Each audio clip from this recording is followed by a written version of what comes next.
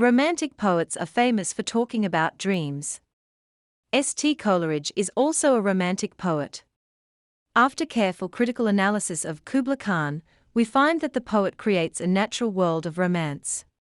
He is famous for his description of supernatural elements, but this poem is entirely different from other poems so far as supernatural elements are concerned.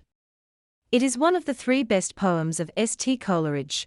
The other two are the Rime of Ancient Mariner and Christabel. The poet creates a strange and mysterious world in this poem.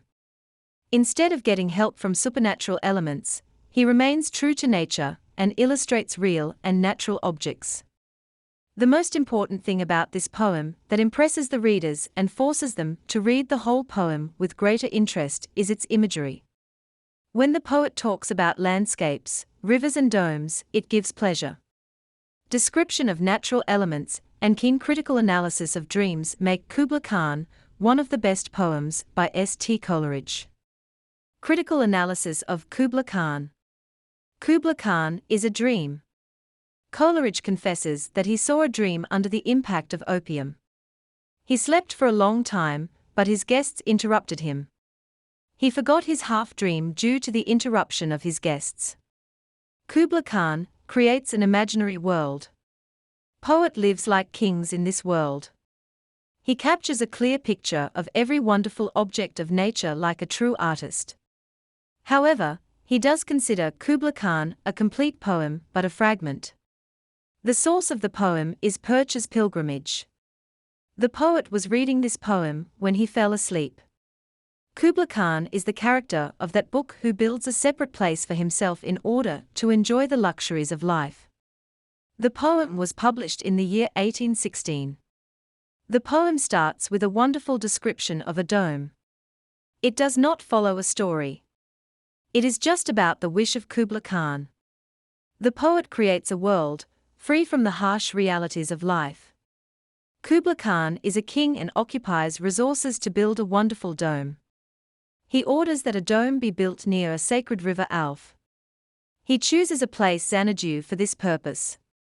A dark forest, full of trees and the strange fragrance of different flowers, also exists there. Xanadu has also zigzag streams, sunny spots of greenery and ancient forests.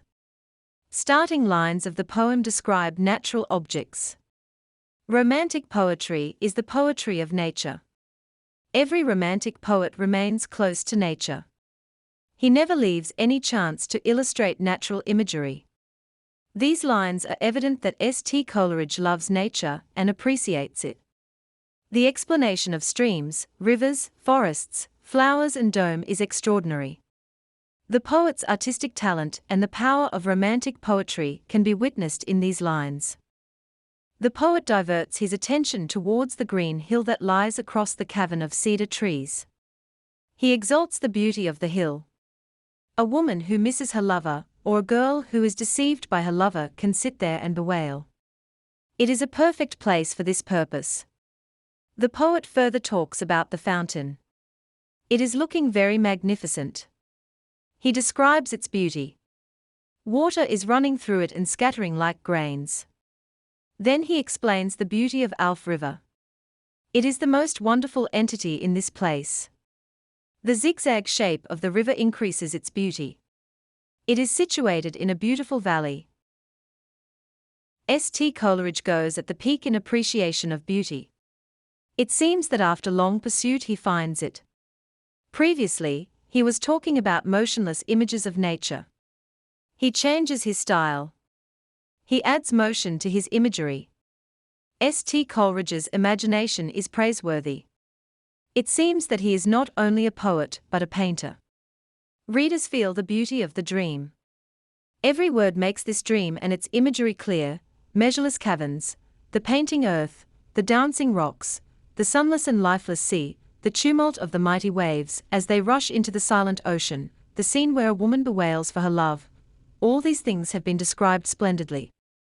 Undoubtedly, he has captured emotions in this scene. In fact, Kubla Khan and its critical analysis prove the real power of poetry. He also adds some music to this poem. Until now, we were seeing a mute panorama. The poet refers to a maiden who is singing. He values the beauty of the maiden's voice. Due to music, the place has become harmonious. Music, which is produced by a musical instrument, can be heard in the imagination. Here, the description of the stunning eyes of the maiden is remarkable. The poet has an astonishing quality of putting things in front of readers with exact same taste as he feels. In short, in the ending lines of the poem, the poet has created an imaginary paradise. The poet calls this poem a fragment because he can't sketch his complete dream. Even then, the poem is a wonderful piece of literature. The majority of critics do not think that the poem is a fragment. They declare it a complete poem. For instance, Humphrey House believes that the poem is perfect and complete. Similarly, George Saintsbury said, "It is complete. It is pure poetry, it is perfect."